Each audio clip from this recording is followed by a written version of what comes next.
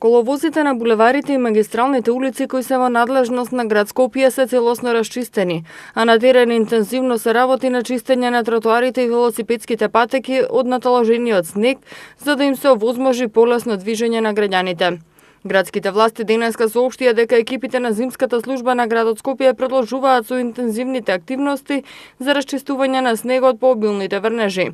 Во текот на изминатата вечер, како што наведуваат од градот, повторно се поминати сите булевари и улици што се во надлежност на град Скопје, а дополнително со сол се поминати и така наречените критични точки, при што беа фрлени 432 тони сол.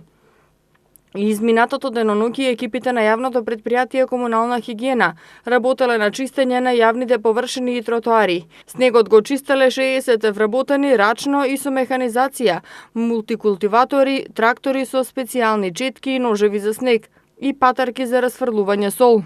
Екипите на јавното предпријатие Паркови и зеленило со 2 камиона, 4 машини и останата потребна механизација вршеле расчистување на патеките од снег во зелените површини, тротоарите и парковите за олеснето движење на граѓаните. Град Скопје им препорачува на возачите да возат внимателно и да се придржуваат на условите на коловозите, да не паркираат на улиците и булеварите и да овозможат непрекинато движење на возилата на зимската служба.